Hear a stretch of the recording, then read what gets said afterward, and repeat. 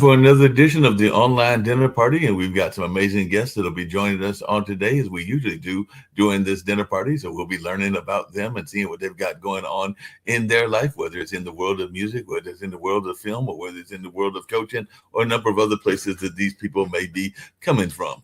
You know, folks are going back to work and school. I know that school started back for a lot of kids this past week and everything like that. A lot of people were returning back on Monday after beginning the new year and all along those lines. So the kids are getting back into the swing of things. People are getting back into the swing of things in their work environments as well. And we'll be talking about that here on this show. And there's this rumor going around, and I've got to ask Wayne about this rumor because I don't know how it is where he's at and all along those lines. But I'm in Durham, North Carolina, and there's this rumor that it's wintertime. But last time I checked, the temperature today was 71 degrees, which seems much more spring-like than it does winter-like and all along those lines. And it definitely is supposed to be this way for a few days and all along that kind of way. So even though we're in the middle of football season, and there's definitely the college football playoffs that are taking place this weekend with teams like Miami and Indiana and others that are engaged in that Final Four activity. And then we've got the wild cards in the NFL, and some of those will be in snowy environments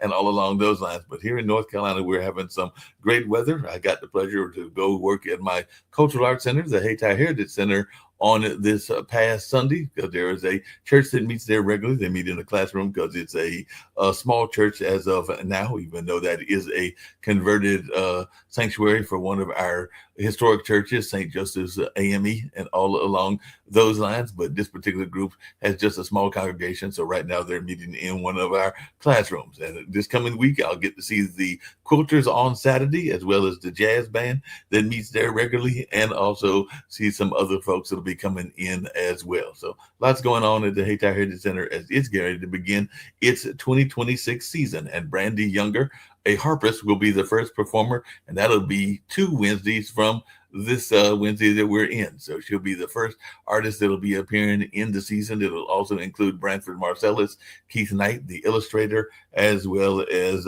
Taisha Coates, the author, and a number of other folks as well. So that first concert will be on the 21st, 2 weeks from today. So definitely folks are getting that building all polished up and ready for the first presentation of the 2026 season, because this year we'll have an actual full season of activities going all the way until I think October or November and all along those lines. And there are some exciting acts that people are looking forward to seeing. Some of those I mentioned, such as Branford Marcellus will be there, and also Monet Marshall, who is a local person in the entertainment field. She's done some drama. She's also done some singing, if I remember correctly, and all along those lines. So she's definitely multi-talented, and she'll be doing a presentation. And Yazara, who will be making a return to the area, who is a neo soul singer. So there's a lot of exciting entertainment that you can go and check out if you go to the website, www.hayti.org.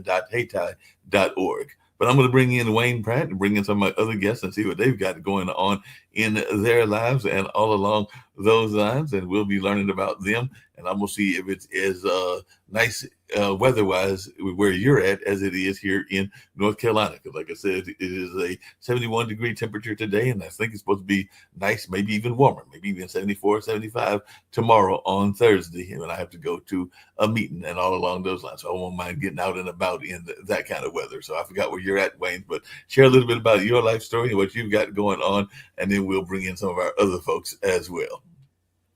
Well, I'm in Canada, and yes, it is winter. It's about 30 degrees Fahrenheit. So no, 71 is on the inside, not on the outside. Okay. And one thing, Mark promised me snacks. So I don't know how to download them on the internet. I keep pounding refresh, but nothing's happening. Yeah, you keep hitting refreshment. Nothing happens when you hit a refreshment and all along those lines. But I know you've got this coaching business that deals with the freshly brewed coaching. So tell me what makes the freshly brewed versus just regular old coaching? Because a lot of people are life coaches and all along those lines. So tell us a little bit more about freshly brewed coaching. Well, thank you very much. I've been at this now about 10 years, and I found out only the C-suite really understood it. The CMOs, the CEOs, the CFOs, the COOs, they all understood coaching. But the guy at the hardware store, if you asked him about coaching, He thinks it's about getting his 9-year-old being better at soccer. So my goal was to literally present as if it was in a coffee shop. And we actually made it's called a business fable, where we actually tell a story in the Freshly Brewed Coaching. And we actually we created characters, a bit of real life, but who actually took the course from us.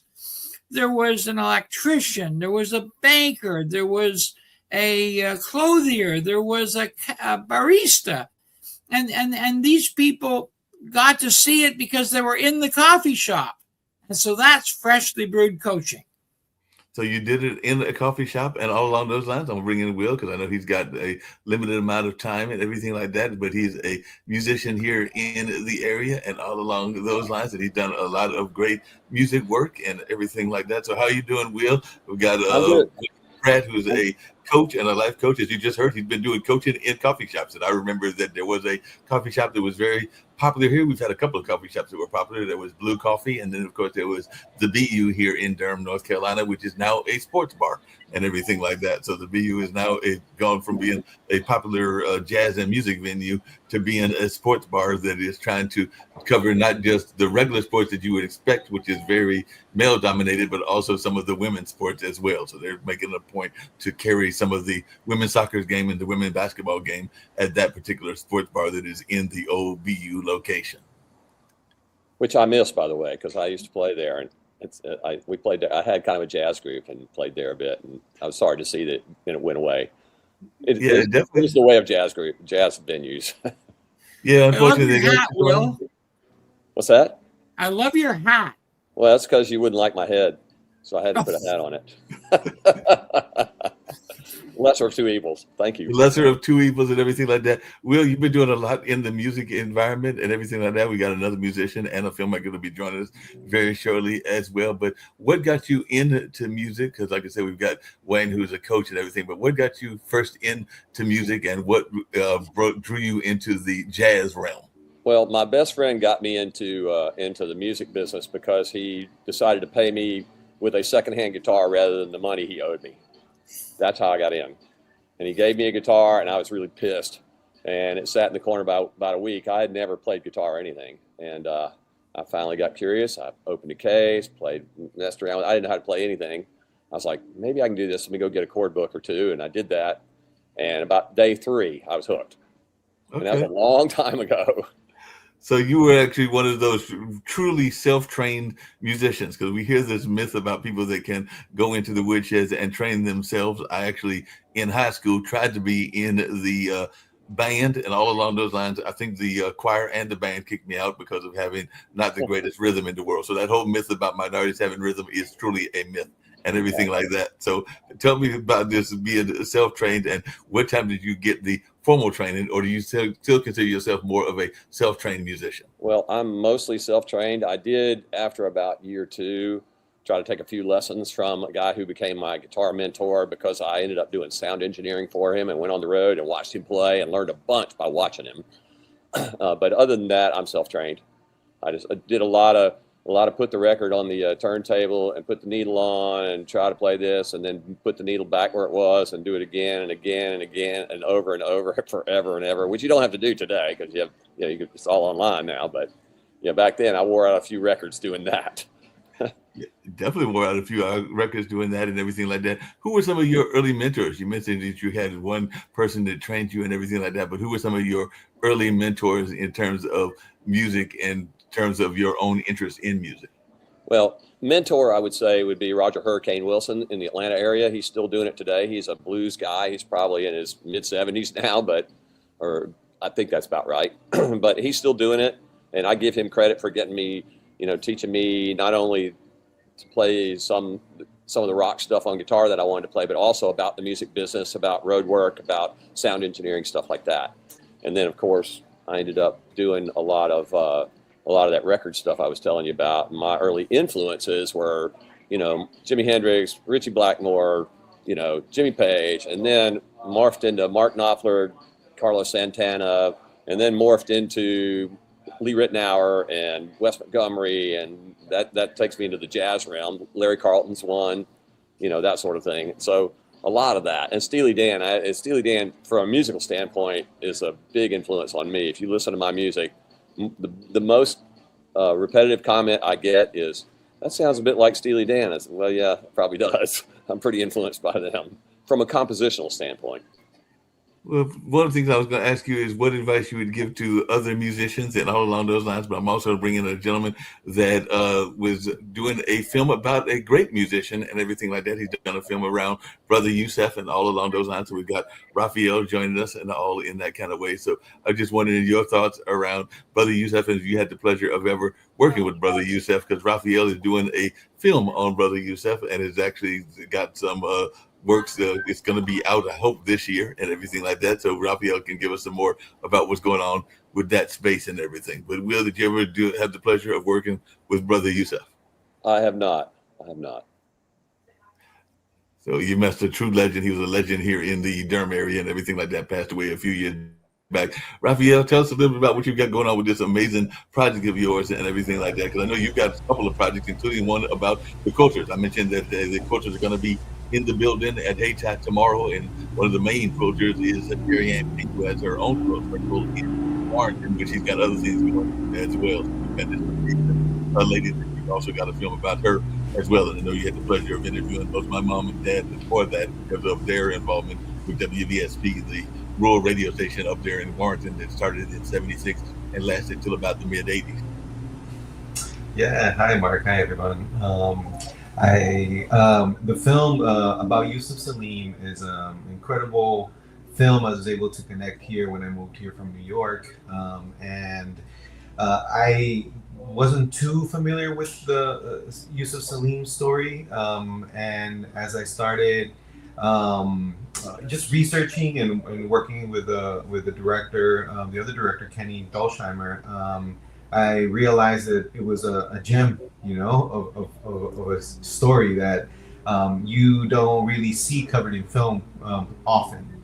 And the film has been picture locked. It's in right now being color corrected, and it's going to be released in the earlier part of 2026.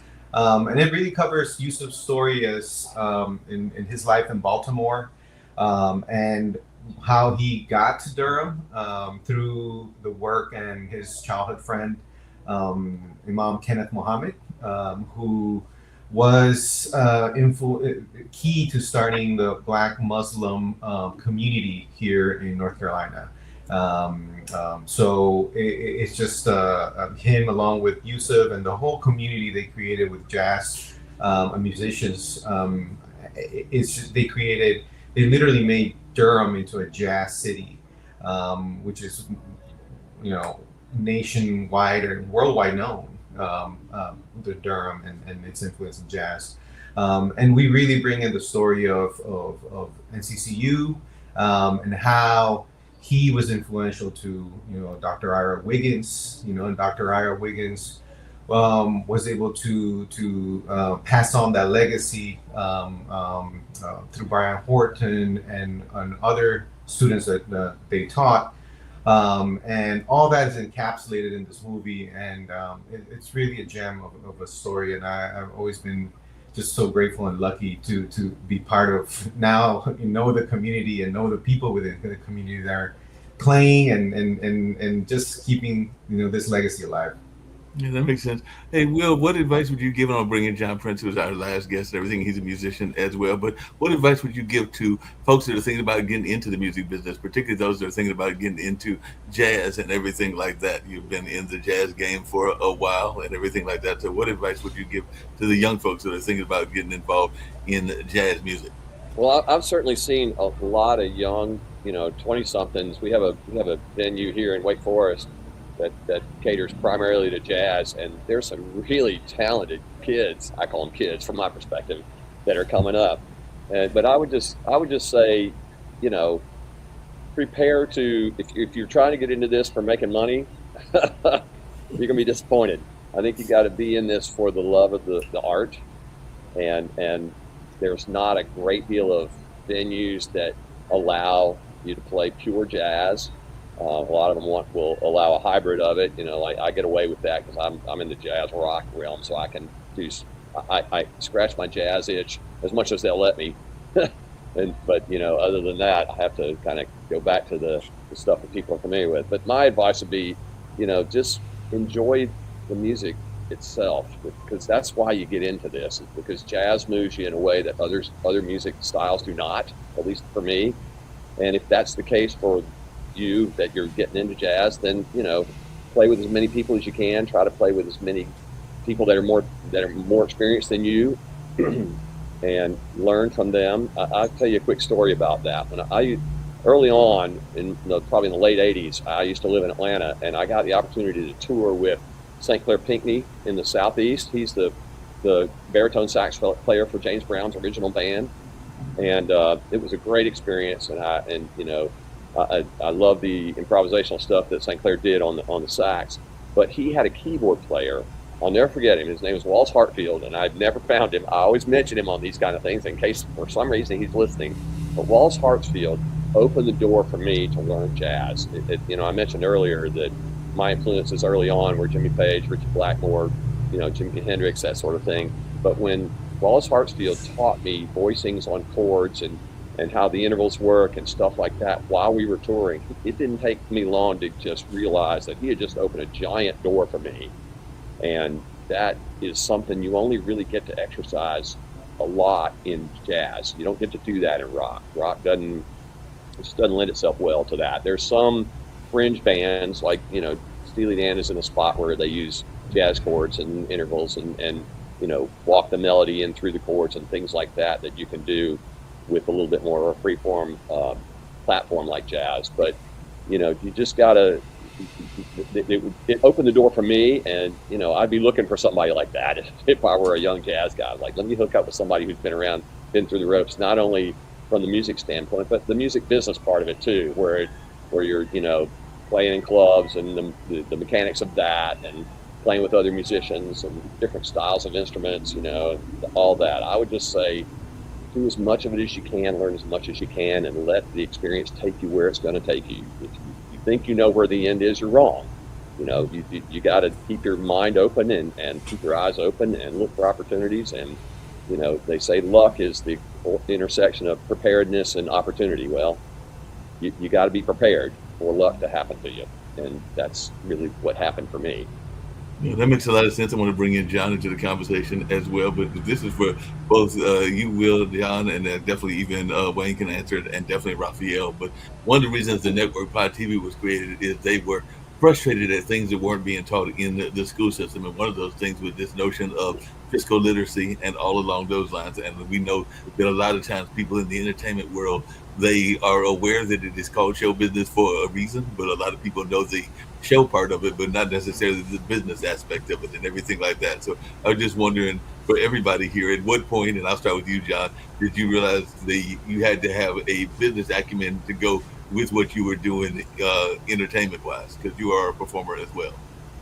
Yeah, well, the business part, like Will said, making money can't be the goal or the objective here, because that's a rarity. So it was a matter of the business acumen is just taking the opportunities where they arrive. So for me, that meant actually going into clubs and restaurants and bars and giving them business cards, having a press kit prepared, and then doing all that I could, and then it's out of my hands at that point.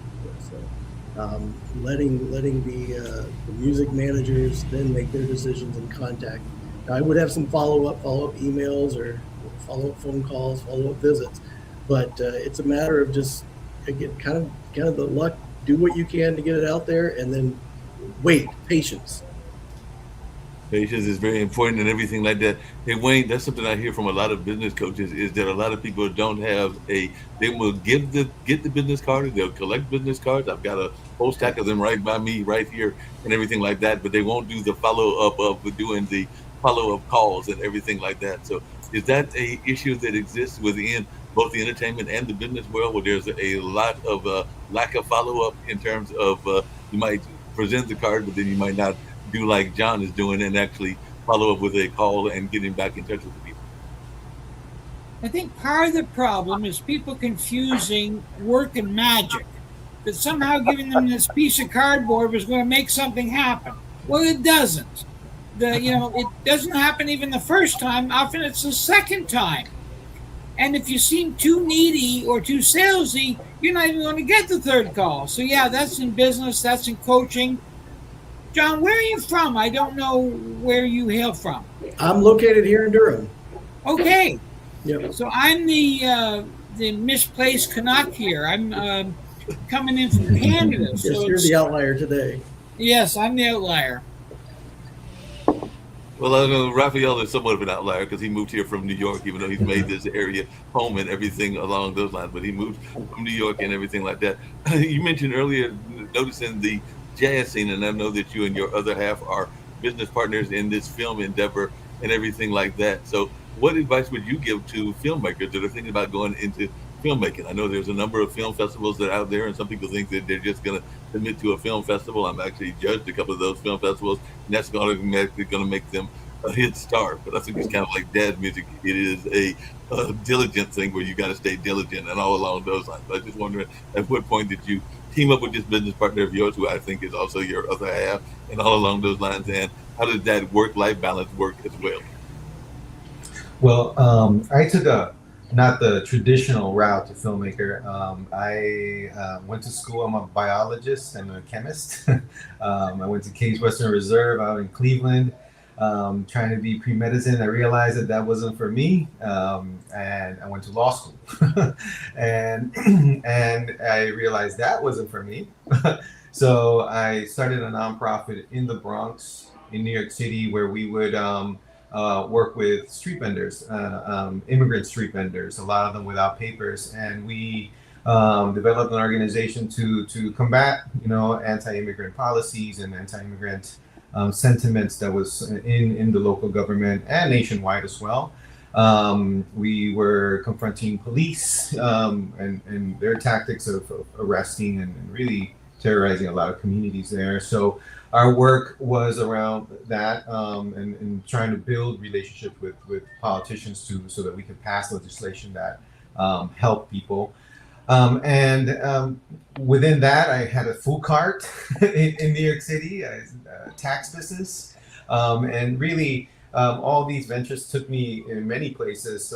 Working for the nonprofit, I was in Switzerland a lot, traveled all around the world, Egypt, and really was involved in people's movements, and connected through that to other parts of the world. And that really informed my passion for filmmaking. And I realized I had a knack for filmmaking once we got a grant, and this was in 2007, 2008. A grant from the Manhattan Neighborhood Network in New York, and they taught us how to edit. They taught us how to film, and it was and they gave us the equipment. And it was supposed to be for the members of me as an organizer. Really, I had to learn it, to teach it, and I loved it. And I tinkered around with it a little bit, and then in 2017, I decided to go to school and get a master's in film at the City College of New York, where I later would teach. And it was, I realized how amazing that experience was. Everything that I did in my life gave me the ability to inform myself to be able to tell the story correctly. The story that often get overlooked, often are not lifted. And I'm not gonna lie, like everything you do in the beginning is very hard economically, but you if you really love it, you figure out a way. Whether it's teaching, whether it's grants. I was fortunate to get a lot of, or quite a few, not a lot of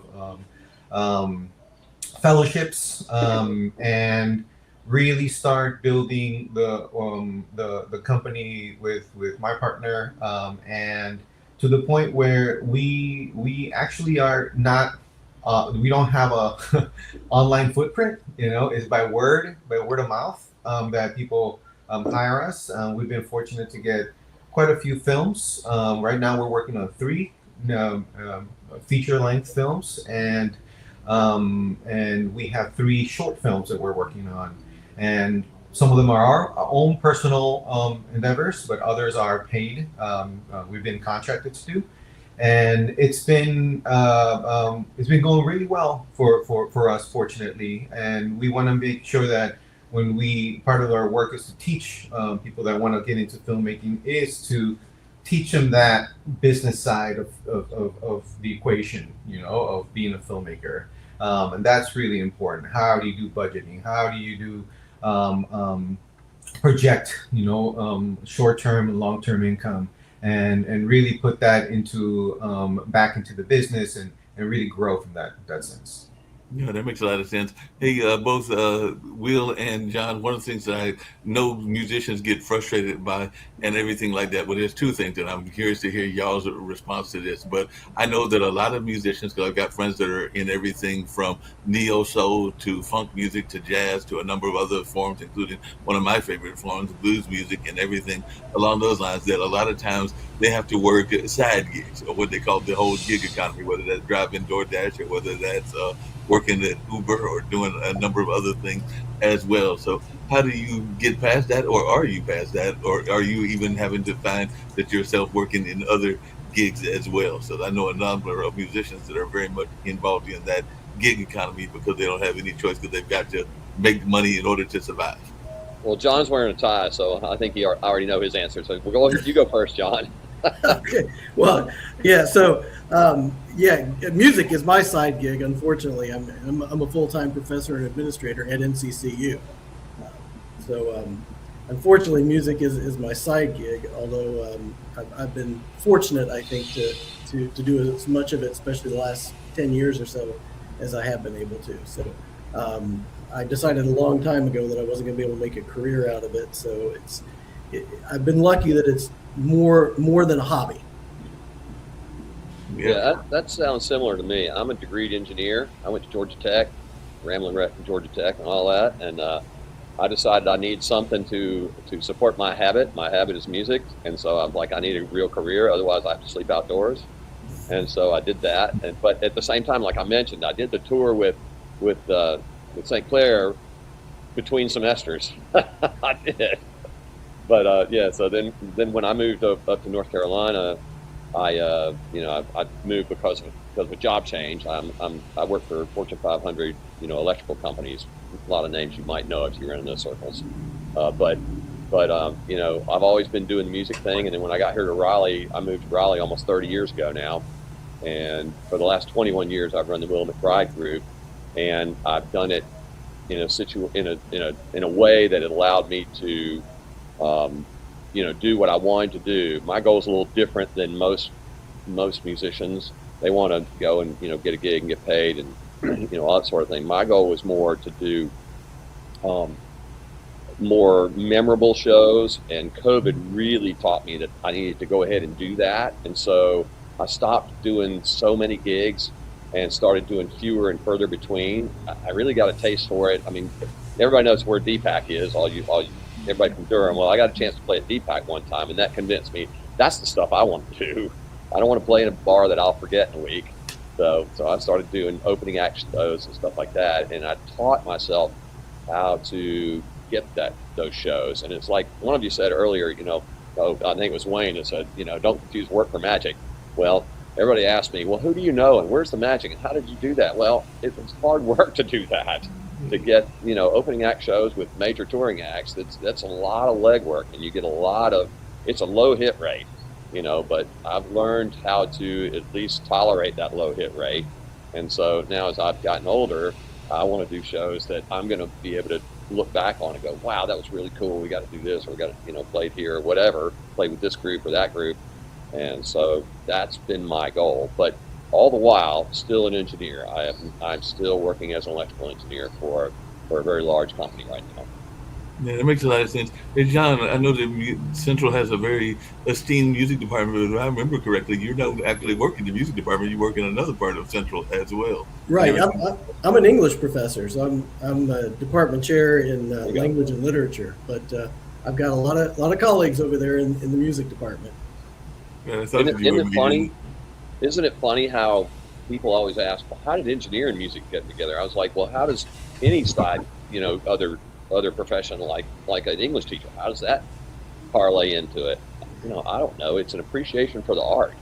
And Yeah, how do you know who's going to appreciate art? I mean, I know some people don't get it, but it's not just a particular type of person that appreciates the art. It takes all kinds.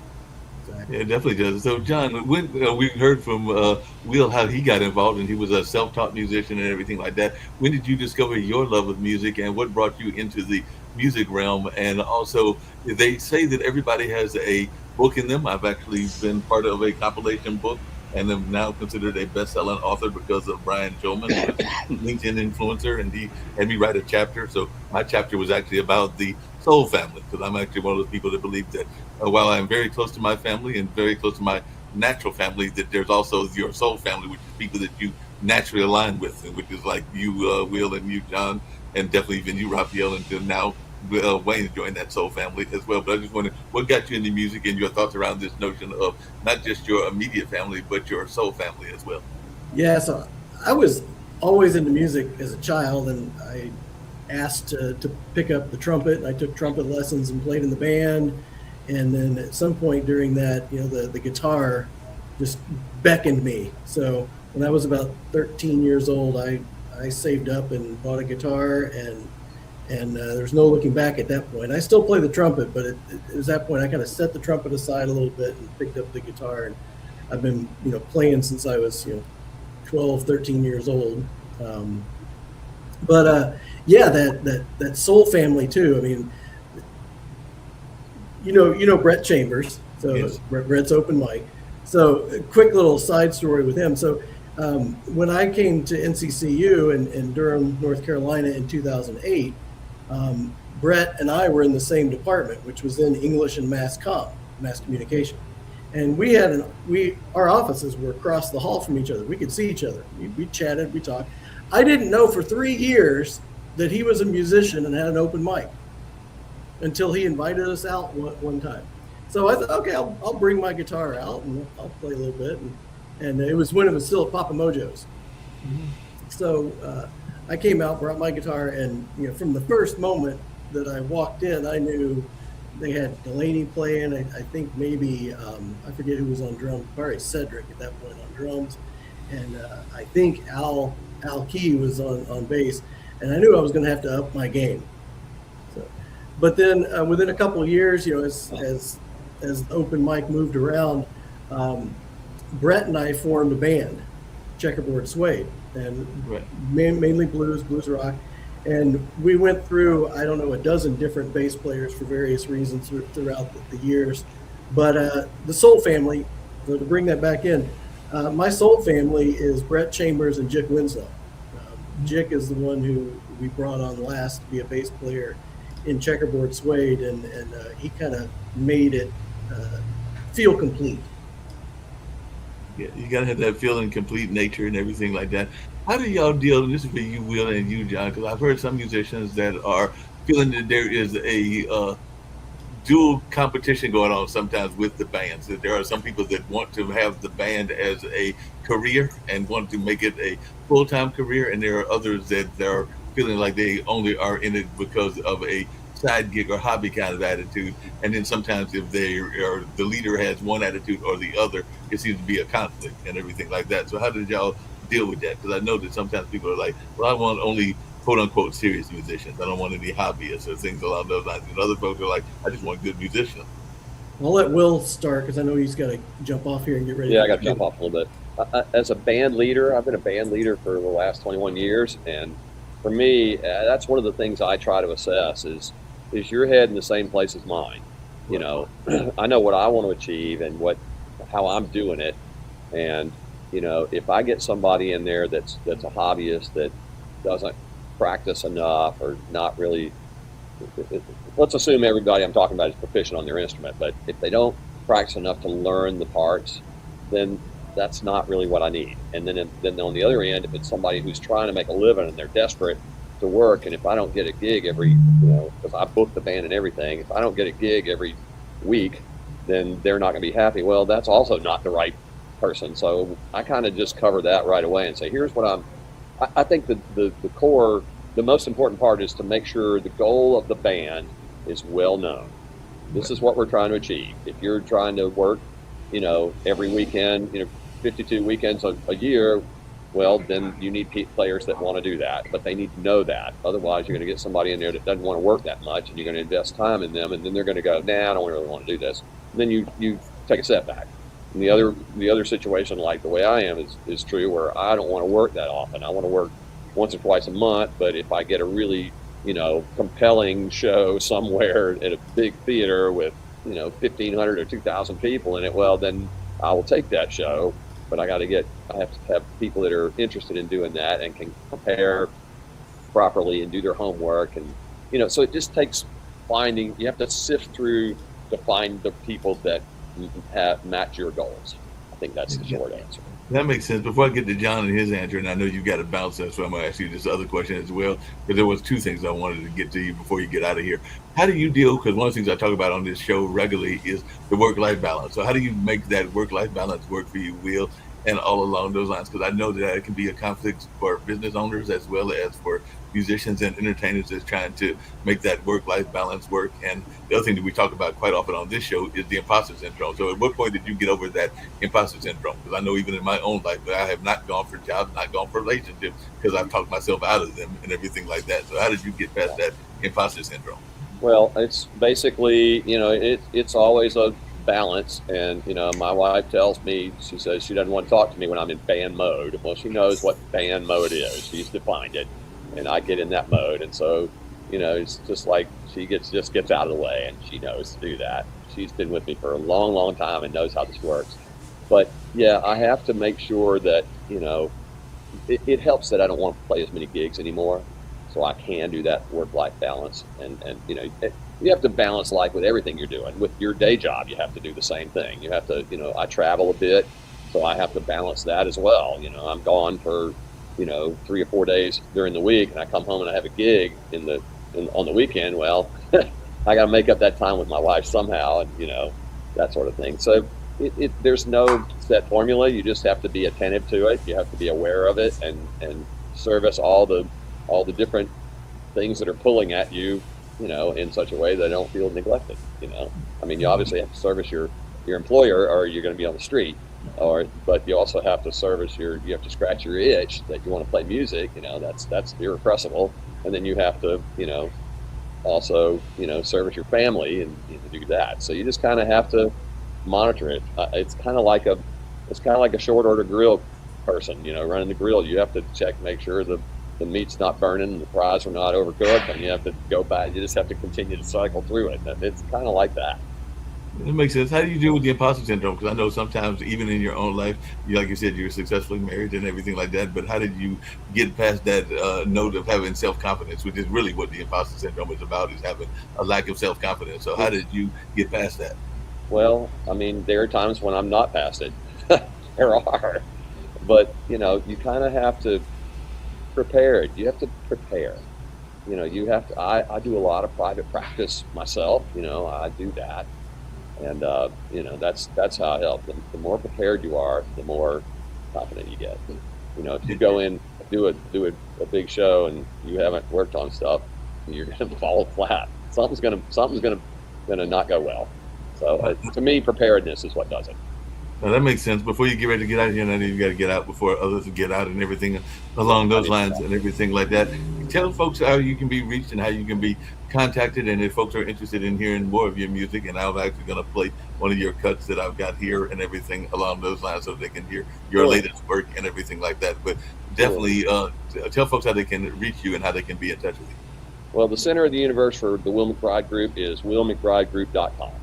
It's got everything there. It's got all the videos. I've got, as I sent you, my latest video that just came out New Year's Eve. My 13th official music video is there, but all of them are there on the homepage, and it's got live videos, and it's got our band bio, and it's got contact information, and it's got everything pretty much. You can reach us there. There's an email methodology. You can also reach me at willmcbridegroup@gmail.com. That's an email for that. That's the best way to reach. And you know, we're on all the streaming services. All my music. I got four full albums and an EP and then some singles. They're all out there on all the streaming services. So, you know, if you want to find it, you can find it. Well, the network is a global network because Nick Falveda and Kim Calhoun founded this as a global network. So I know they have listeners in places like Bangladesh and Australia and other places as well. So what advice would you give, because it's something I do, and I'll get to the other gentlemen as well, that no matter who the guests are, to what words of encouragement would you give or words of positivity would you give? Because that's something I end every show with every guest. And since you're the first one to leave, I'll have you answer that. But what would your word of positivity be for the world in these difficult times? Wow. All I know, you can only control what you can control. You know, try to be kind, try to lift someone up. I try to do it through music, but I also try to do it through interpersonal relationships, and just be honest, and, you know, all the things that are common sense. Be honest, be kind, be, you know, giving if you can. You know, I know everybody can't, you know, everybody has to give and take, but, you know, help someone if you can. That's really what I look at.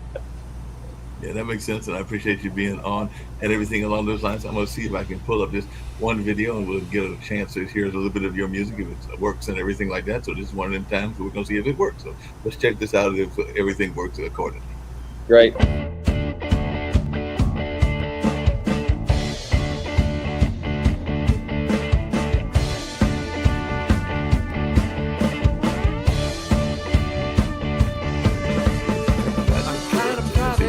Especially at home, smiling way, not much to say.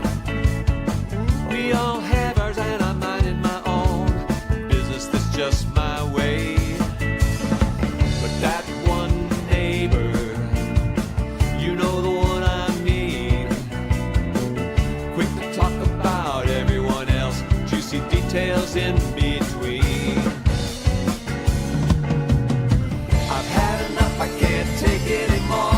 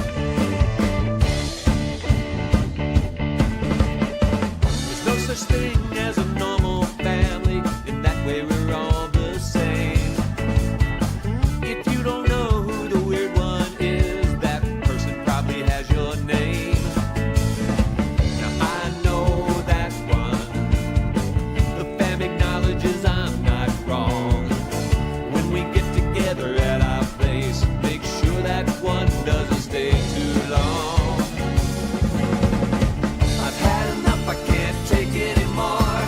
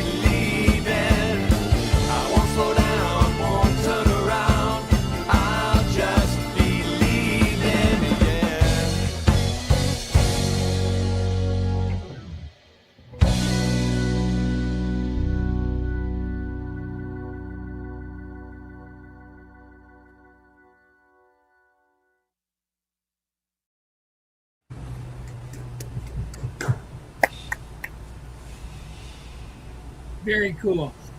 I have a question for Raphael. Yes. You talked about this is an online dinner party. So where's the best street food? What is the best street food?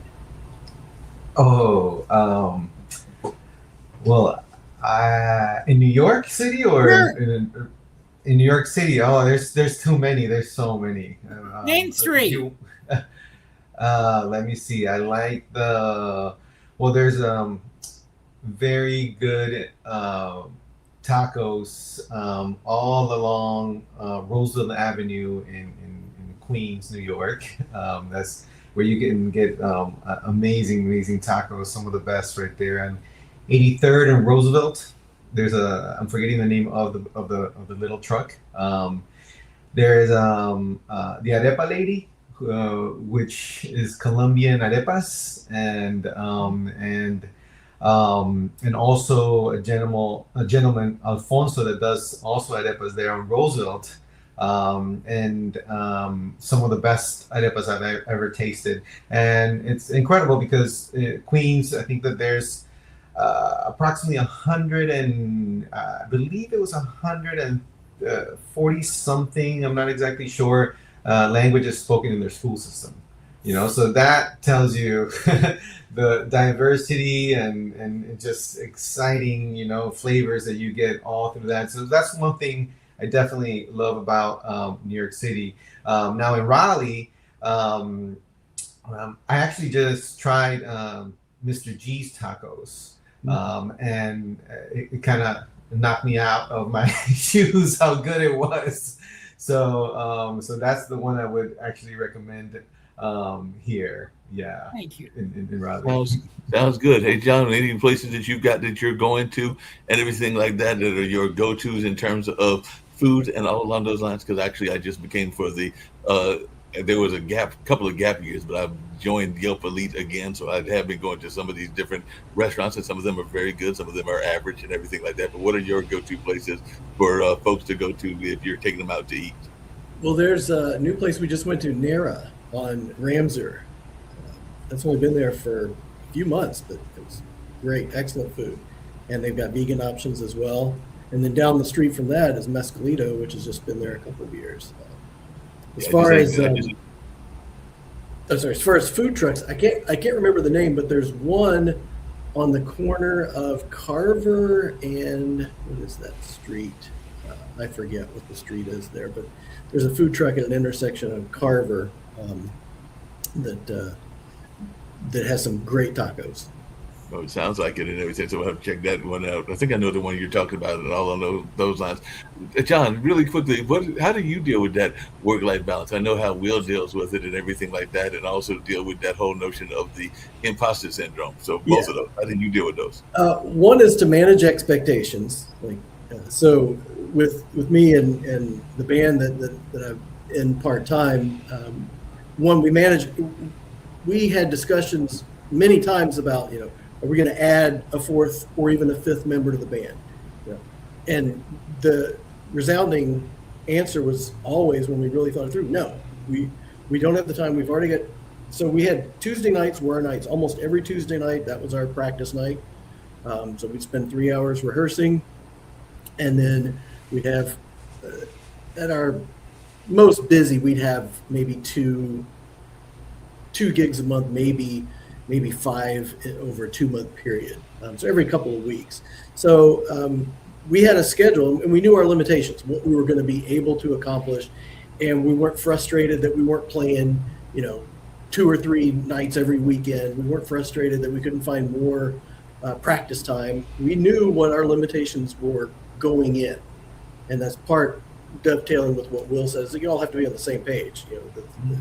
All the members of the band have to have the same goals, and so we made sure that we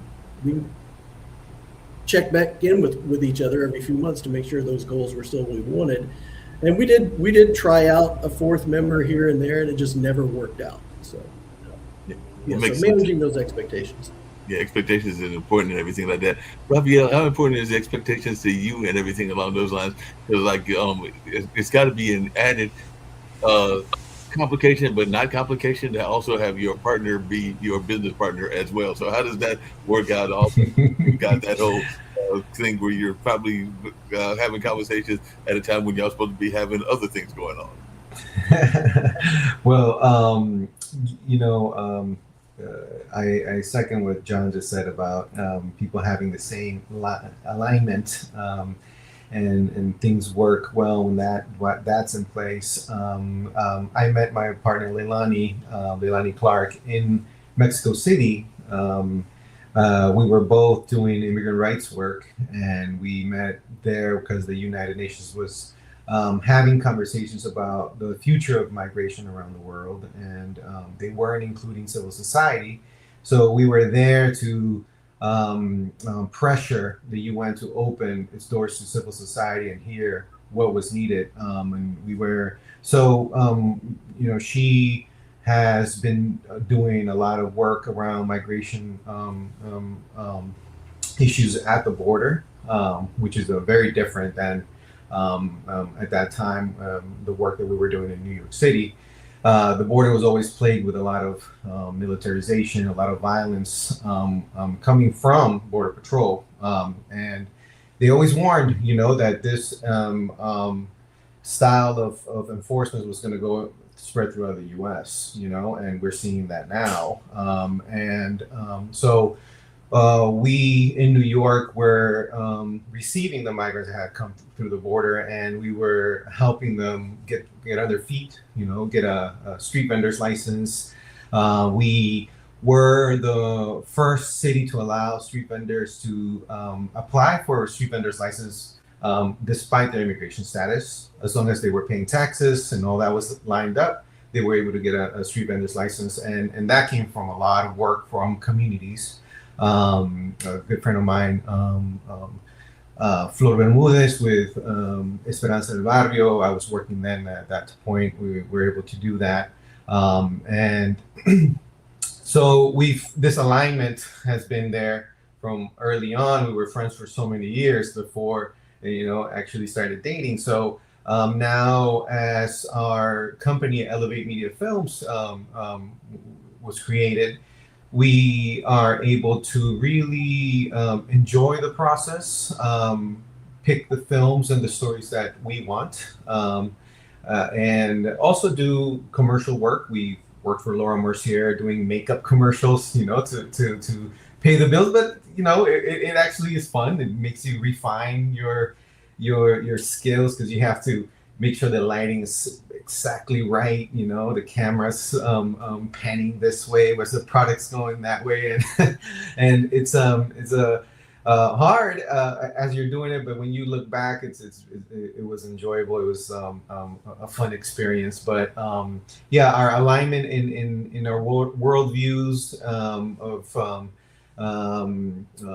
just being able to explore other cultures, have this understanding of how interconnected we all are, and really putting that at the front of our company has it's a pleasure, working together with her and other people we bring into the group, so that we can't do everything. We don't have all the skills, so wherever we are missing the skills, then that's part. We bring someone that's their skills, so it works out really well.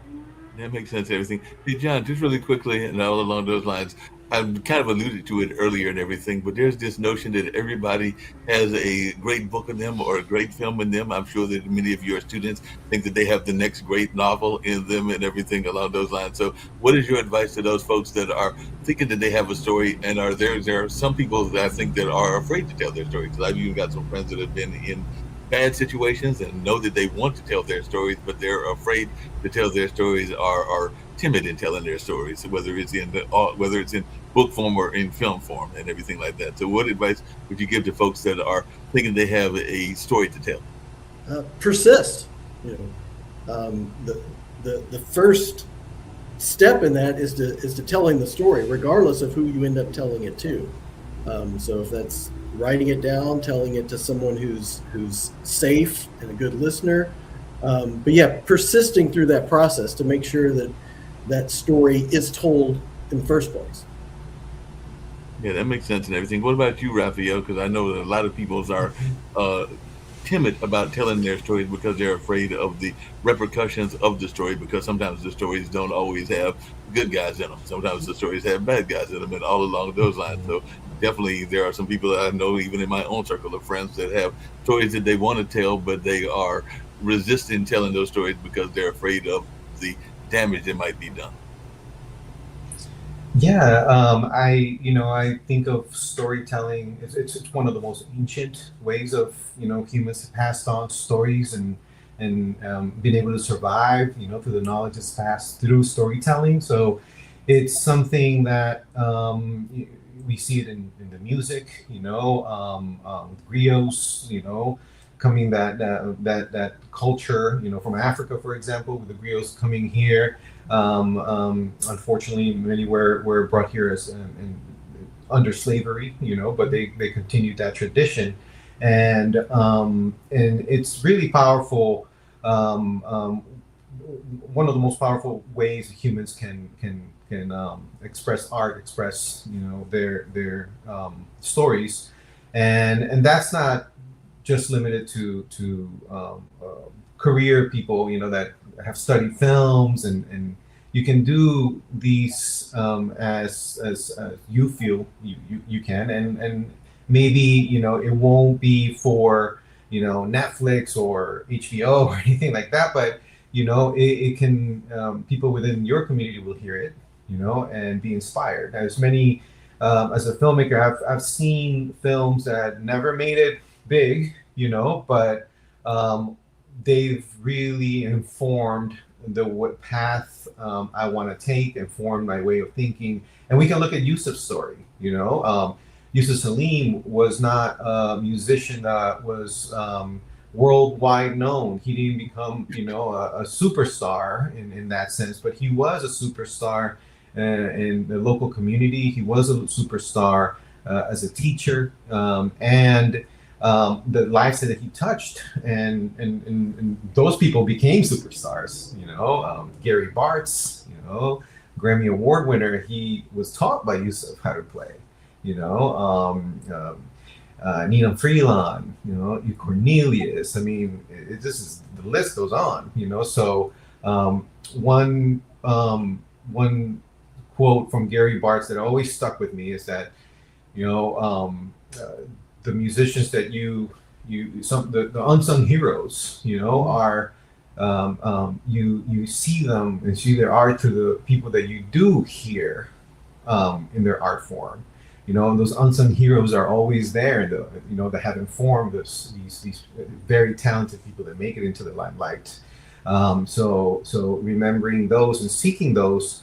So I take a lot of comfort knowing that my stories, our stories, might not be picked up, but the right people will see it, and I'm okay with that.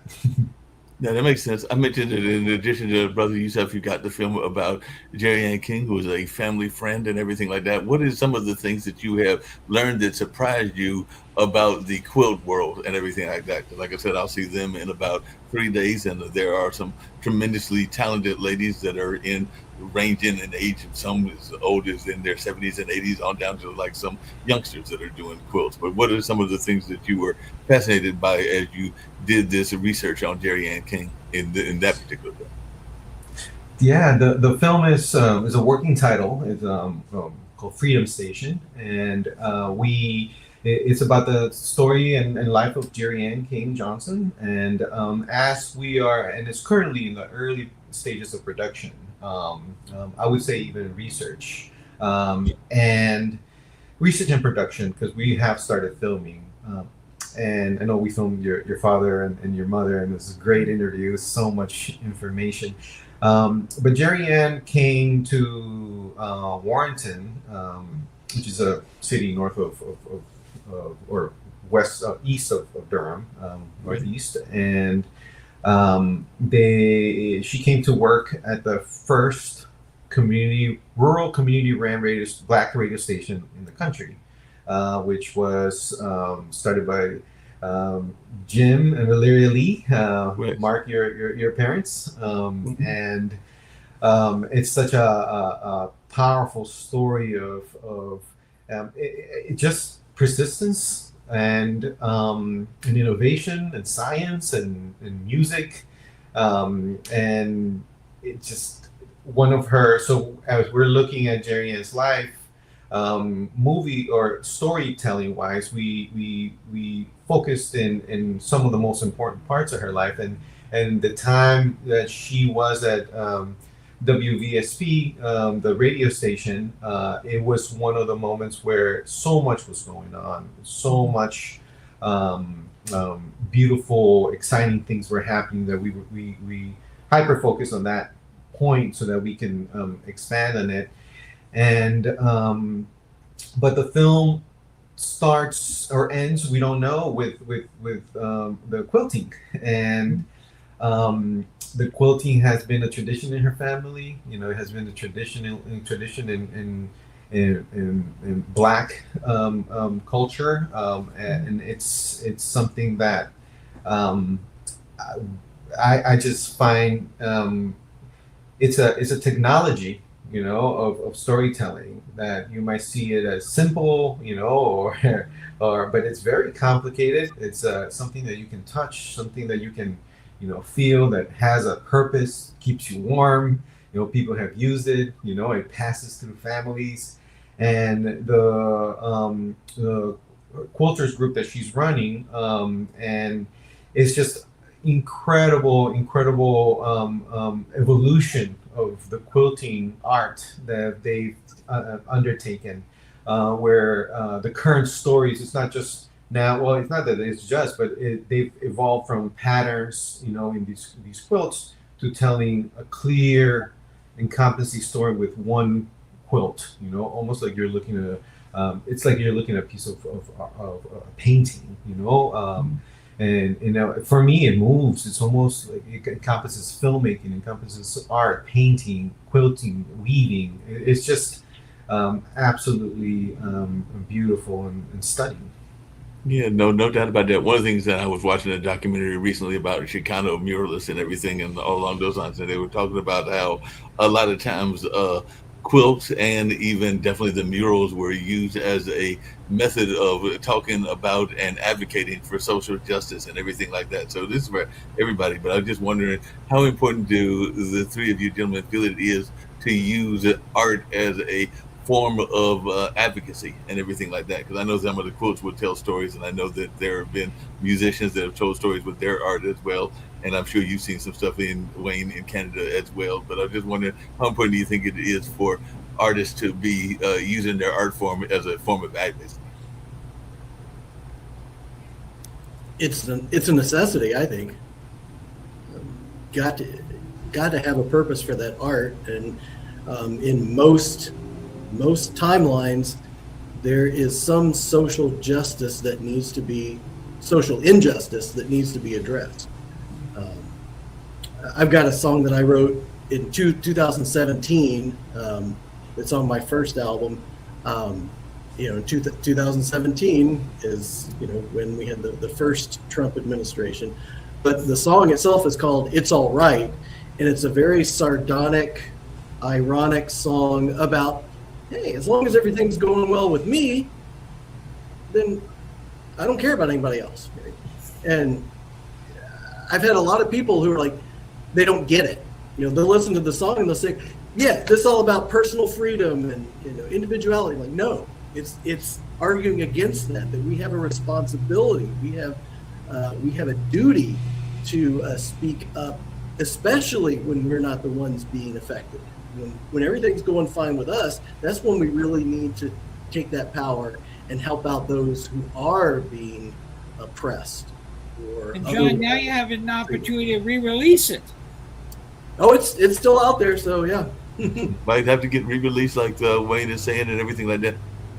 Because that kind of reminds me, and I know that Raphael is aware of this as well, but there's that famous poet, I think it was out during the time of Nazi Germany and everything like that, which is that they came for this group, they came for that group, and then with the end of the poem, they were coming for the person that was writing the poem. I forgot the whole nature of the point, but it's basically this notion of they were coming for me and I didn't care. They were coming for this other group and I didn't care. And by the time they came for me, there was nobody to care for me. Exactly. But that's something. Yeah, I know, and I'd love to hear, Wayne, what's your point on social justice and art? Well, interestingly enough, I didn't know what to expect today, and I ended up being with mostly musicians. But there's no question that art tells the story in a different way that connects a different part of the brain. So it goes beyond logical to where you feel it. And so that becomes a very, very important thing. And that's why my book, even though it has some teaching in it, is fictional. So yeah, art is important. Yeah, tell us about your book and everything. You mentioned the coaching and the book, but tell us about the book as well. Okay, well, it's called Freshly Brewed Coaching, and it was based on trying to get coaching tools to Main Street. So we invented a coffee shop. We actually didn't do coaching there. We invented it in our mind, but we invented people who were getting coaching that were electricians and shopkeepers and baristas and bank managers, not just CEOs. So, and then we told the story as if they were in a coffee shop, and that's why it's called Freshly Brewed Coaching. And I'd love you to go to freshlybrewedcoaching.com and just play around. Yeah, we definitely should do that and everything. What's the number one thing that you think that is wrongly done in coaching, whether it's business coaching or even other kinds of coaching that are out there? Because I know there are music coaches and there are film coaches and everything like that. But as a coach yourself, what is the number one error that you see coaches doing? I see people who think it has to be like you're a drill sergeant, where I'm paying $200 a month to be yelled at. That's just stupid. So coaching should be uplifting. It's not just to be scolded. That's what your vice principal was for in grade 8. Definitely, that's what you. And by the way, Wayne, I was going to tease you because you actually, speaking of coaching, you have a parallel person that has the same name as you that actually has a famous son and everything along those lines. Because when I was looking up Wayne Pratt and everything, Kevin Durant's father has the exact same name and everything like that. So the famous basketball player shares your name. And it does get confusing. It truly does. But hey, if it gets me bookings, I'm okay. It'll get you the bookings, you're okay and everything like that. So I'm sure people are sometimes calling you saying, "Are you Wayne Pratt, Kevin Durant's father?" And you're going like, "No, that's not me, but I can still talk to you about coaching and things along those lines." There was also a Wayne Pratt who's now deceased, who was a famous auctioneer, who ended up buying a document that had some weird provenance. And so, no, I'm not that Wayne Pratt. You're not that Wayne Pratt and everything like that. John, you know, you've got a common name, Mark's a common name as well. Are there any times that you will have a mistaken identity where people are thinking that you are another John Prince and everything along those lines? So do you ever have a confusion with other John Princes out there? Well, there is a little bit of a confusion. There's surprisingly a lot of John Princes on streaming services. You have to actually search for John Prince Imagination to kind of get me, because that's the title of my first solo album. Otherwise, there's a couple death metal John Princes. There's a couple folk artists. There's a hip hop artist, John Prince. In fact, if you look, one of the streaming services, I forget which one, you can get to my artist page and it has a different John Prince's album as one of mine. It has mine up there, but it also has one of his listed as one of mine. So. Yeah, because I think there's an African musician that is also named John Prince as well and everything like that. Who's in African folk music and everything along those lines. So. And when I was growing up, my best friend, who was a bass player in the band that I was in high school, he always used to joke, of course, back when they had record stores, he said, when you get famous, your name will be between Prince and John Prine. Yes. Alphabetically. And in fact, when you search John Prince, the first thing that actually comes up on the streaming services is John Prine. Did you mean John Prine? Yeah, did you mean John Prine? No, we're looking for John Prince, the one from North Carolina and everything like that. Raphael, I don't think you have that problem because it's not a common last name. It may be a common last name in parts of New York and parts of Mexico and other places, but it's not a common last name around North Carolina. So I don't think that you have many other Rafael Samanezes that are here in the area. Yeah, not even in Latin America. It's hard to find the Samanezes.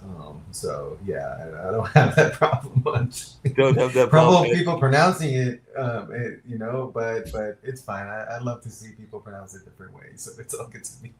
It's all good the way that people pronounce it and everything. How does the family name come up into your family and everything like that? Because like I said, there are certain names that are very common out there, whether it's Chambers, which we've talked about before, my friend Brett Chambers, and all along those lines, who's also John's friend, or whether it's another friend, Pascal, or the Keys of the world and everything like that. So there are some common names. And of course, Lee is a very common name and everything like that. So how did your family name come about?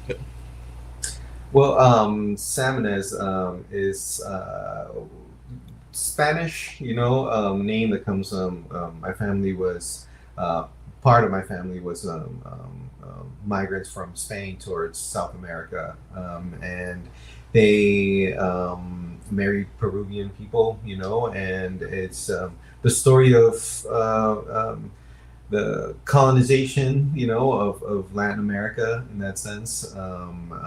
My family is both Quechua, Peruvian, and we have a lot of migration from Spain, Italy, part of from my mother's side, they come from Northern Africa, Morocco, where they were coming to Peru at a time where there's been succession of different migrants into Peru in different times.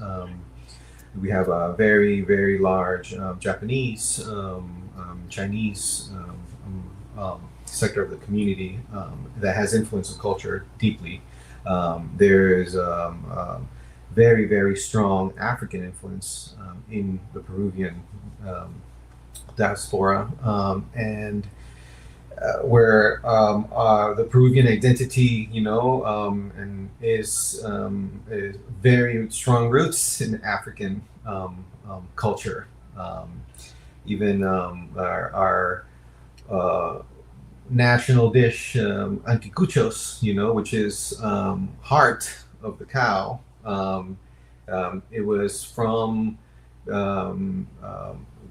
people that were enslaved being given these pieces to eat, that the colonizers, the Spanish, didn't eat, and they were able to using local ingredients, but also in their knowledge of food, able to make these incredible culinary advances that now Peru claimed as a national identity dish, and I always think it's important to talk about where these come from, as like our names, and really also confront, that duality of having the experience of many families.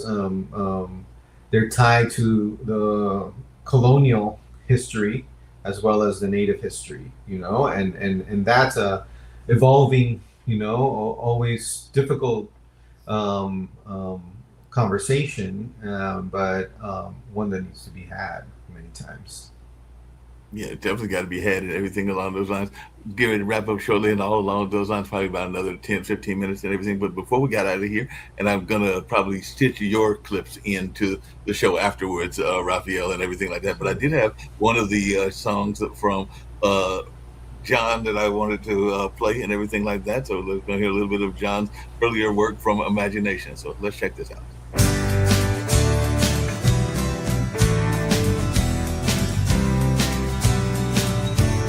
Come fly with me to a world you can see with the eyes of imagination.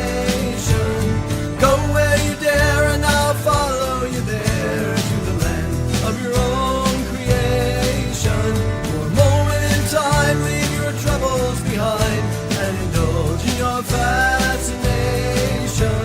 Show me the way and we'll both fly away on the wings of inspiration. Look up on the horizon.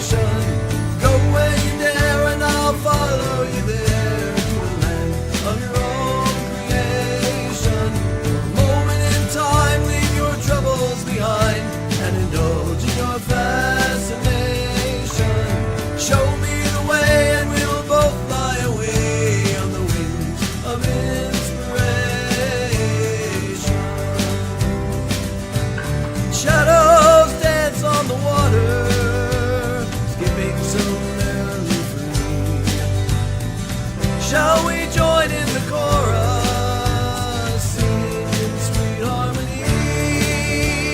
Come, let us dance with the shadows, forgetting all concept of time. See with your mind, not your eyes, what will you find? Come fly with me to a world you can see with the eyes of imagination. Go where you dare and I'll follow you there to the land of your own creation. For a moment in time, leave your troubles behind and indulge in your fascination. Show me the way and we'll both fly away on the wings of inspiration. Dream of a world without hunger. Dream of a world without greed. World without apprehension of living and dying in need. Imagine a world of compassion for veterans and immigrants too. See with your mind, not your eyes, you'll make it come true. Come fly with me to a world you can see with the eyes of imagination. Go where you dare and I'll follow you there to the land of your own creation. A moment in time, leave your troubles behind and indulge in your fascination. Show me the way and we'll both fly away on the wings of inspiration.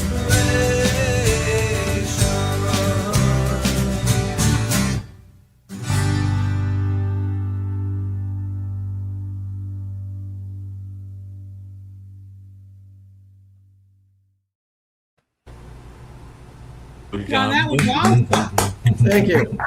I just realized I'm wearing the same tie. At the same time from that and everything like that. But just really quickly, one of the things that I've talked about on this show on several episodes is this notion of whether we are encouraging our kids' creativity enough and all along those lines. So I'd love to hear, because that's kind of what that song was alluding to and everything. Do you think that we are doing a good enough job of encouraging creativity? Because one of the things I'll just say, and it's a kind of a side that I've told on this show before, is that there's a gentleman out of Los Angeles. His name is IPC, stands for I Paint Creatures, and you can find him on Instagram and other sources. But he created a group called the Funky Eye Puppets, which was a audio troupe, an audio theater troupe during the pandemic, and I was part of that troupe. And he would oftentimes tell us to get out of our heads and to actually go back to that childhood wonder that oftentimes we are taught to not do enough of and everything once we go into corporate America and everything like that. So I just wondering, do you feel that we sometimes suppress our imagination and suppress that childhood wonder?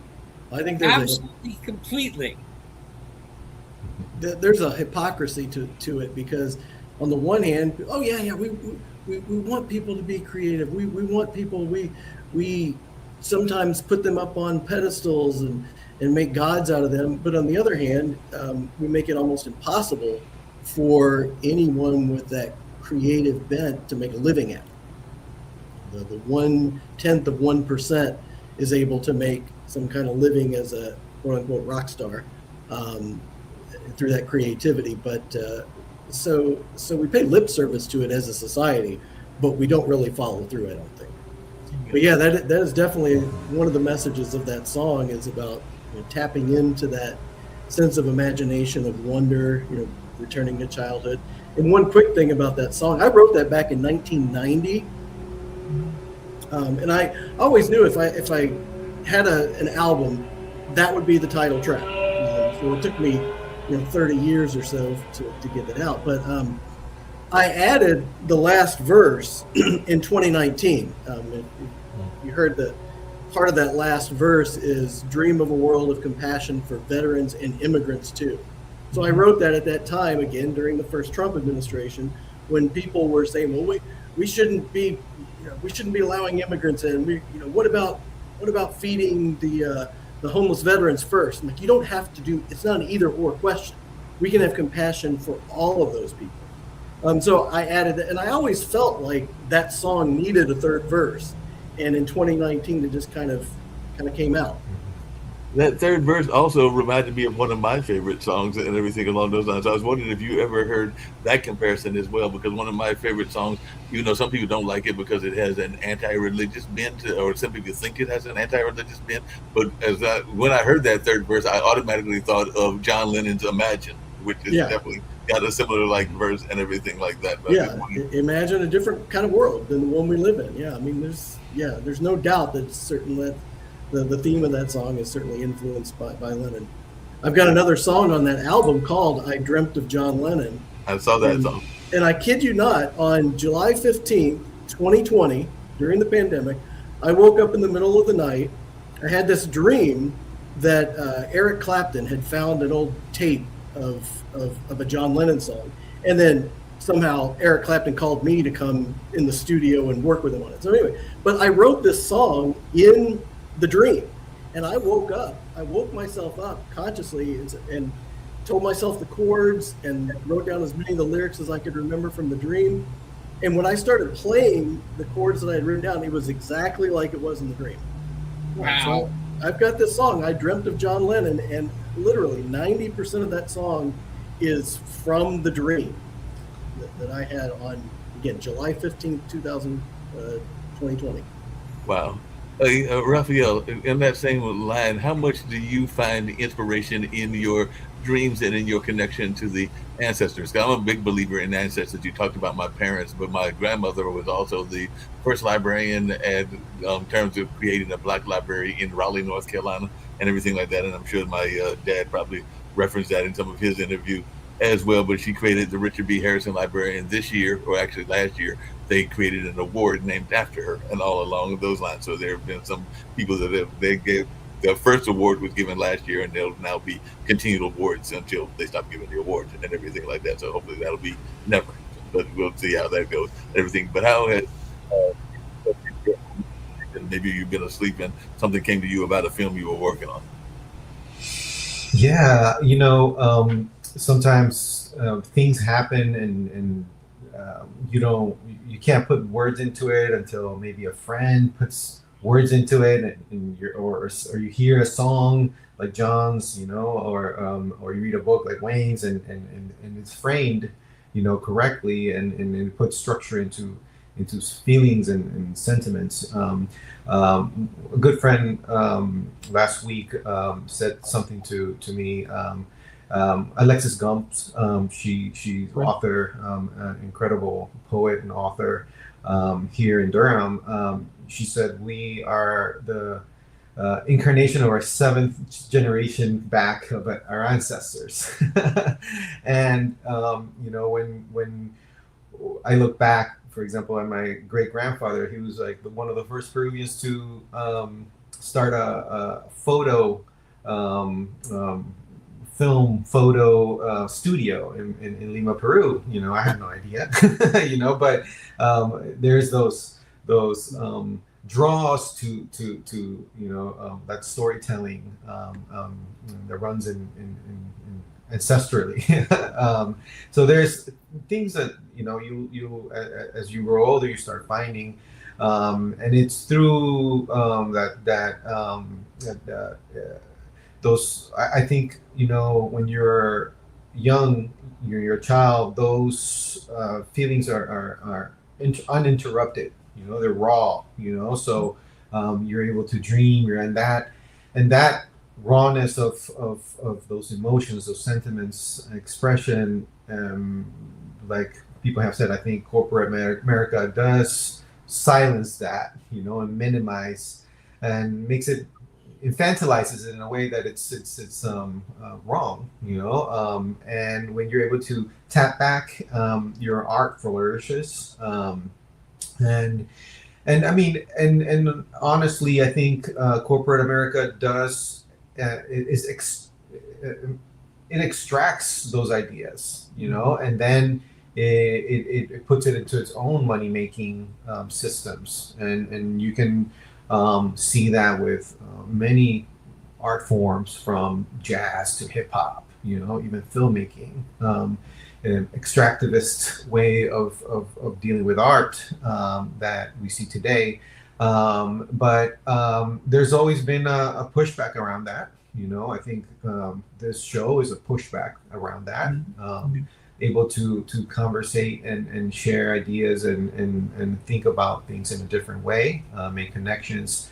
All those are so important, so important. In a world where AI is more and more, building algorithms so that you are in your own head with your own thoughts and really, a potential to connect, but really, it really, makes it singular, your experience, where 3, 4 people can be in the same room and have completely different understanding of the world because, it's been formed. And then that's a very dangerous, I think,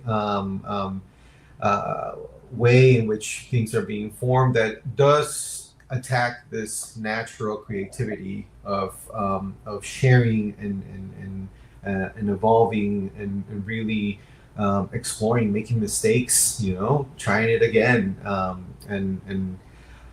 so we I think with the story of Jerry Ann King Johnson, a lot of one of the themes that runs through it is this going back, going back to land owning in the sense of farming, going back to how do we look at the things that maybe we took for granted are no longer here, and how do we replicate that even within the structures that are here, modify them so that it has the same effect, of thinking, acting locally, but thinking globally. I always like that you work in your community, but you think of your family as Earth, as the world. Yeah, that makes a lot of sense. And as you were saying that, I was thinking that there's a lot of people that get concerned. And I know that John has dealt with it because I've had the conversation with Brett and others as well with what are considered cultural vampires. So they're people that will kind of like assimilate and take over certain art forms, but not really understand the nature of the art form. And therefore they become cultural vampires and all along those lines. So I know that that's something that artists have to deal with as well, is trying to realize who they are and kind of like go against those influences, because those can be very negative influences as well. Yeah. Those vampires that are out there. Absolutely. And there's a film I'm working on. There's my Elevate Media, so the production company I own, are one of our films. It's called right now it's changed from My Existence is Resistance to Dora Show, where we're covering the life and history of Cayenne Dora Show, who's a Black trans abolitionist up in New York, and her job is to get a lot of the people that are transgender, non-binary, identity out of jails, and as their experience is horrendous. Everybody's experience is horrendous in jail, but they're specifically this hate and violence around trans people, and yeah, it's just when you look at the history of just even house music, of just culture that now it's practiced. It comes from those circles, where they were designing and trying out cultures, dances, way of speaking that now become the norm, and the roots are always forgotten, so it's important to make sure that we validate and celebrate, our as a human family, our transgender community, our non-binary LGBTQAI plus community, in times where now it's becoming very dangerous for them, it's very dangerous for our families in that sense, and yes, and then our work also needs to celebrate, but in a way protect as well, those that are at most in danger. Yeah, we definitely got to protect. Yeah, I know that there is this notion that there is great Peruvian restaurants around here, and some of them I really like, and some of them I sometimes wonder if they're not like the McDonald's or the Fosters of the world, meaning that those of you folks that are from Peru going like, that's not really good Peruvian food, even though y'all think it's good Peruvian food and everything like that. So I just wanted your take on some of these Peruvian restaurants that are out there, because I know there are a couple of them that people are big fans of, and some I've seen things like they are authentic, and some of them might be the McDonald's or the Foster's version. I can use the Australian example and everything like that. Yeah, I mean, Peruvian food. My brother's a chef, Miguel Seminas. He's a chef actually in New York City, and who helped me start the food cart. And he worked for Gaston Acurio, which is one of the top chefs in Lima, Peru. So he worked at his La Mar restaurant when it was open in Madison Avenue over there in New York City. And so I'm used to, especially my mom who passed away last year. She was a cook, and she, before transitioning, she passed that Peruvian cooking legacy to my wife. I like to say I cook, but I think my brother took all the good genes when it comes to that. Food is here in Raleigh is where we're at. Is Peruvian cuisine is very good. I mean, it's not as many as somewhere like New York or Washington D.C., but I like a good chicken and alpaca when or Mami Noras is around the corner. It's delicious. And I think at a time where it was interesting because when ICE, Immigration Customs Reforms, was here, they were attacking those places. They were setting up around those places, and for me it was just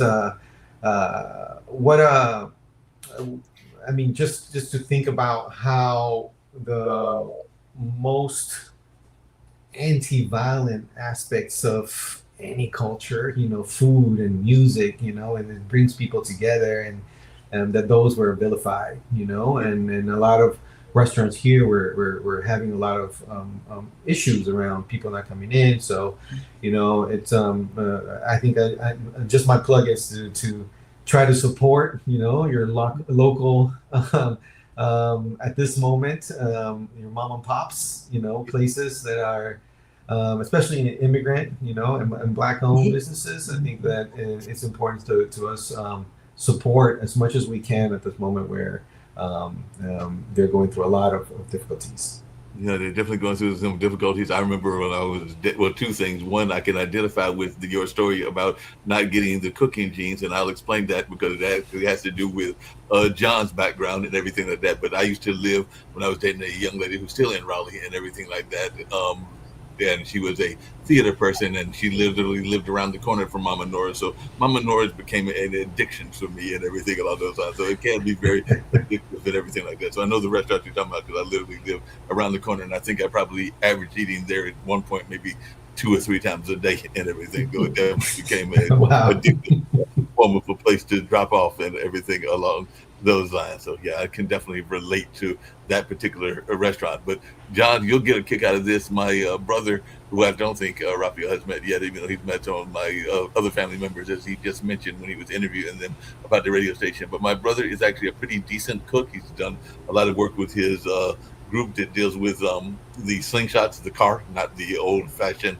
weapon and everything like that. The slingshot Polaris is, and he's a MS fighter and everything along those lines. But he is a pretty good cook and everything. But the reason he's a good cook is because when there's a 7-year gap between me and Malik. So I am now 63 and he just turned 56, and his kids, my nephews, the first one's getting ready to go off to college. But when he was a kid himself, I think he was maybe around I want to say 4 or 5, maybe something around that age, and I was 12. My parents, when we were living in Warrenton, had a bookshelf, and the bookshelf had the cookbooks on it. So he climbed onto the oven, got me the cookbook, handed me the cookbook. So I read him the cookbook while he cooked, which is why he's good at cooking and I'm good at reading and media and everything like that. So we were working in our fields at the time, even though he's not a cook by trade. He's actually worked with that at-risk youth and all along those lines. But I can relate to not having that particular cooking gene because somebody else got it in the family. So I know that my dad's a good cook. Malik's a much better cook than I am. I can definitely follow instructions and can manage some decent cooking, but I would not call myself a chef in the least bit. But I was reading him that cookbook and everything like that, so I can relate to that whole story and everything. Right. So we get ready to wrap up because I got another show comes up at 6:00, which is the Plan to Prosper show. It used to be on Tuesday, but we moved it to Wednesdays now. And I try to do this between an hour and 45 minutes to 2 hours. And I've thoroughly enjoyed the conversation with all of you gentlemen, including Will, who was here earlier. But I'm going to give y'all the same opportunity that I gave Will. And I'll start with you, Wayne, and everything along those lines. So if you can say a word of positivity that you'd like to share with our global network, anything that you didn't get to that you would have liked to have gotten to, and everything along those lines, and how you can be contacted. That's how we'll wrap up the show. And I've also got an education video, so I may ask y'all's views about teachers, which will be the absolute end. But if you'll just tell me your word of positivity and anything that you didn't get to that you would have liked to have gotten to, and how folks can reach you. Two things. I wanted to leave something for John. You don't have to call me darling. You never even call me by my name, Mr. Prine. Mm-hmm. And second, the best way to get a hold of me is waynepratt.ca, WAYNEPRATT.ca.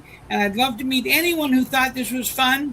And I'd love to be more positive, more helpful, and let anybody be all they can be. Thanks. Appreciate it. John, I'll go to you and then I'll close out with Raphael. But John, how would you, what words of encouragement do you have for the audience, and what do you want to say that you might not have got to about your music or just life in general? And of course, everybody's welcome to come back on these shows again. Sometime we'll have guests that make return trips. Yeah, thank you. So you can contact me. My email address is johnprincestudios@gmail.com. I'm revamping my entire website so that's inaccessible at this point. And I think that I said the word persist earlier, and I think that's, whether it's an artist or whatever goal that anybody has, persistence, and the other P word, patience.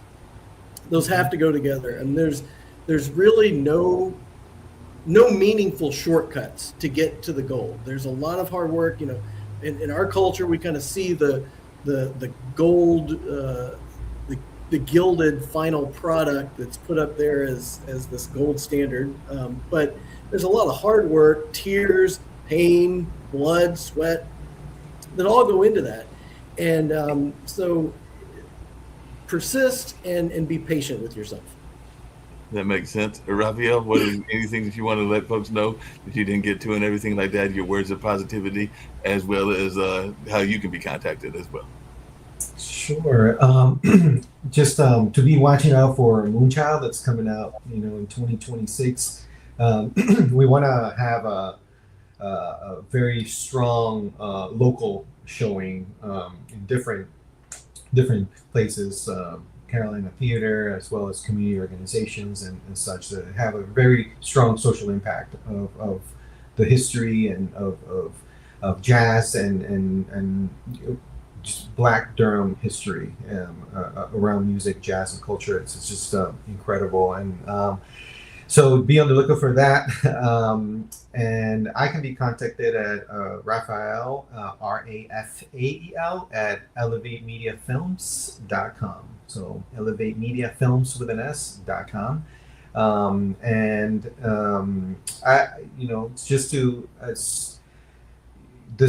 we're here together at a time where things are really, really, I would say, violent, brutal outside, not just in the US, but worldwide, what's happening. And I'm sure it can immobilize many people. It can stunt, it can depress. But I'd like to say that just to really emphasize how important each of our works is at the moment, and how important it is to really take that step forward in continuing the work, as John said, persistence, or if it's the time where you feel that you want to, be activated, whether it's community organizing, whether it's film, whether it's music, and really step into that. It's just a time that's so important right now, and things are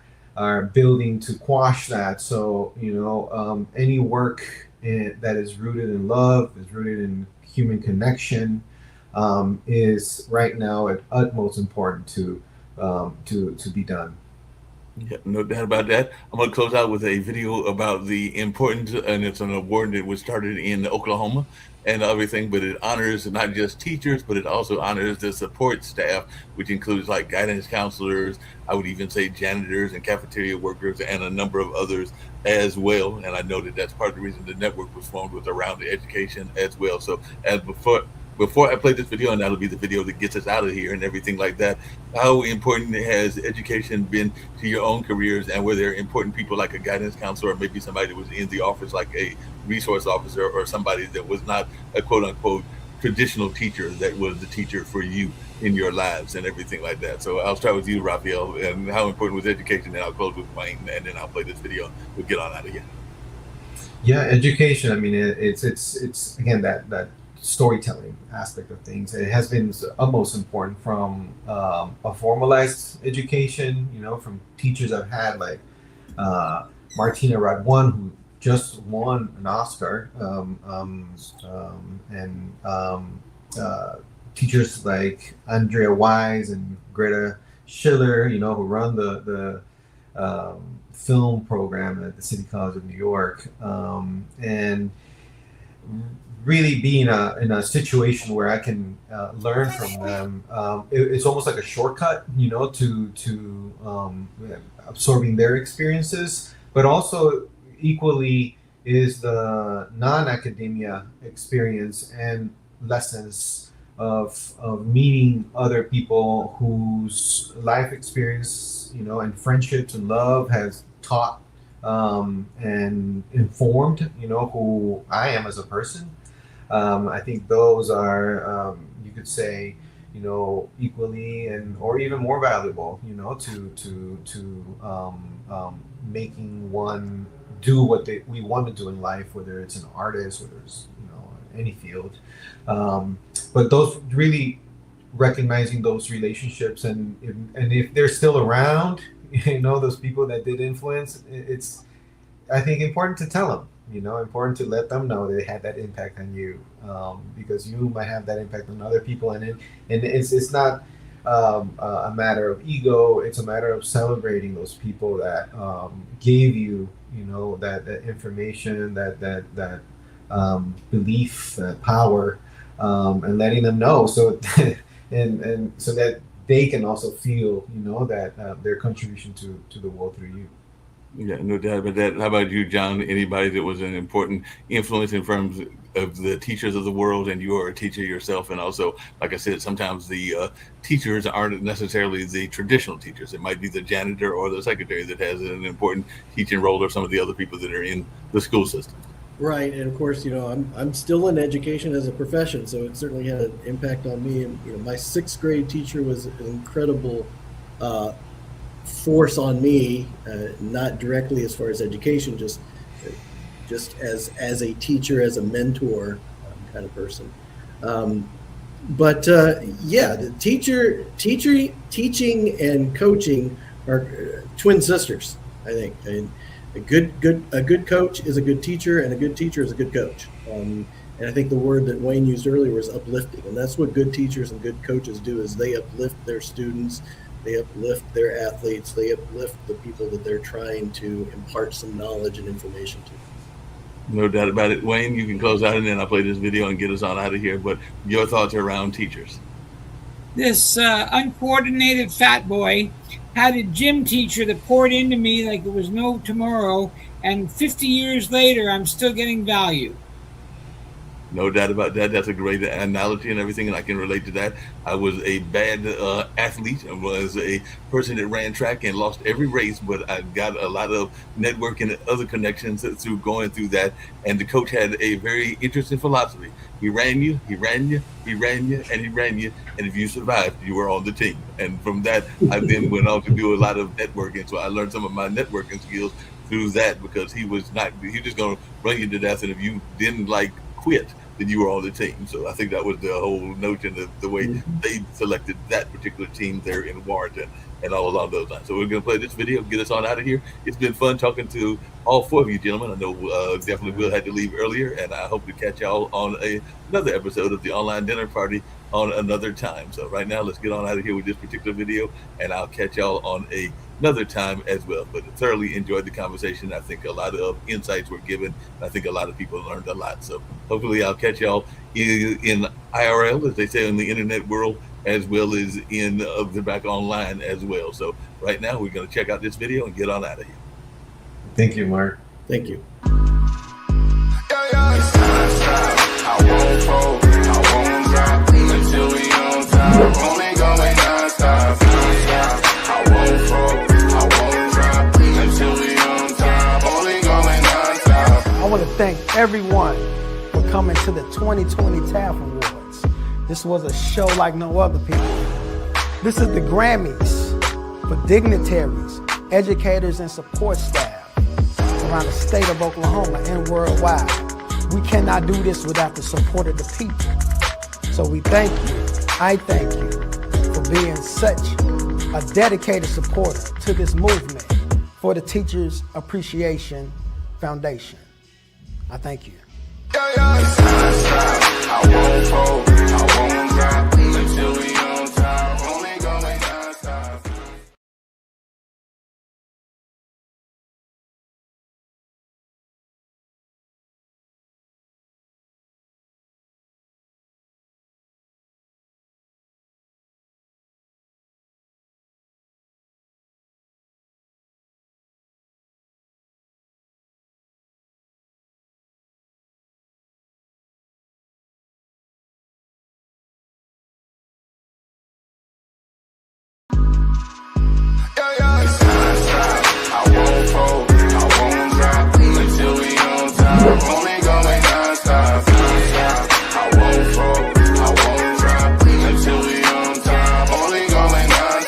I want to thank everyone for coming to the 2020 TAF Awards.